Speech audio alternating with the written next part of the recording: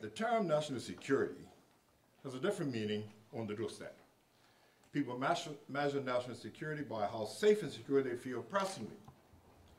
Since my appointment to this portfolio in April 2011, I've devoted every day to improving that level of public confidence in this government's role in the area of national security. The results are hard fought and speak to the constant effort of all the security services to do the best for this community. Our Constitution creates a unique relationship between the government and the police. But it is one that takes work to make it work. Very often the importance of the partnership between us is not seen in the media, but the evidence is there. The recent successes in bringing charges and in many cases securing convictions in some cold cases is one such example. The Commissioner outlines a strategy, indicates the intended results, and seeks the government's support in funding it. We do so because we have confidence in the police and we believe that the people of this country want justice. This government supports the police in training, oversees investigative expertise, and enhanced equipment. We will continue to do so because we value safe communities and the men and women we rely on to achieve this. This government is a people's government, and so the grassroots empowerment of neighborhoods and the fight against crime and antisocial behavior is key to public safety success. Honest, hard-working men and women who want nothing more than to enjoy home life have created over 100 neighborhood watch organizations. Steadily, the community is seizing the initiative from the criminal element. Earlier this year, I challenged my team to step up the community interaction. We met with a number of ordinary citizens who indicated that the whole gang culture was foreign to them. We decided to produce an easy guide for the people, readily to hand, that would spell out the meaning of what they might be seeing in their communities and even in their own homes. Community action in gang prevention was distributed widely and well received. We have tackled this issue of gang violence and the gang culture head on. The message has been taken to the communities and, more importantly, to our educators. In partnership with various schools, the police have presented clear and relevant information complete with how to manage situations that often manifest in the classroom setting. People have been empowered with information and made to feel more confident in our proactive approach to these issues. I promise to use every means at my disposal to fight gang crime. In the House of Assembly, I introduced tough new legislation to deal with the economics of crime.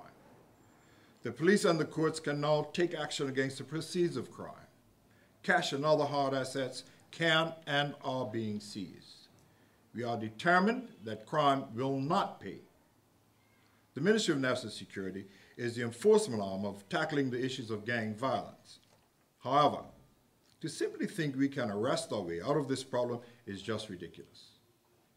Even in enforcement, we must have an eye to the social dysfunction that has created these issues.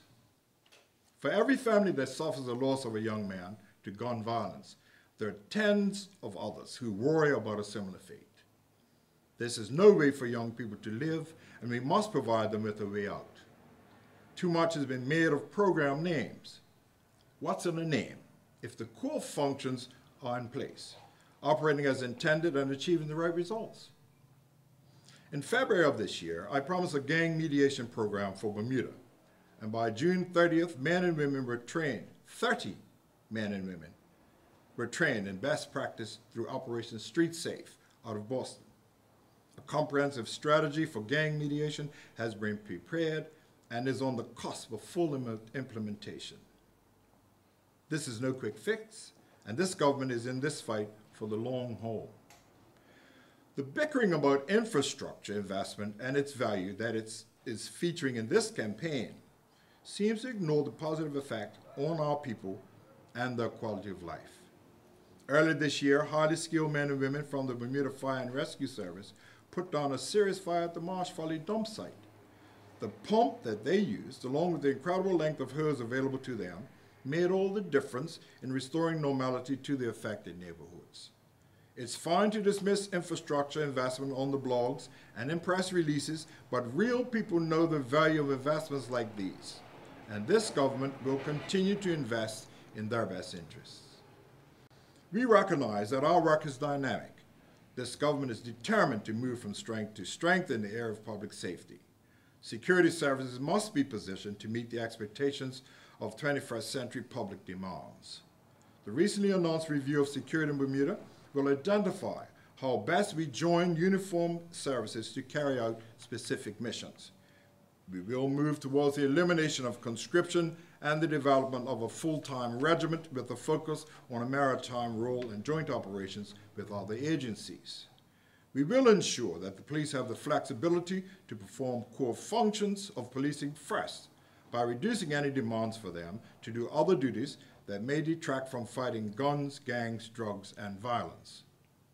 We can be more efficient and targeted in our approach to public safety, and this government will lead the way to achieving this in 2013 and beyond.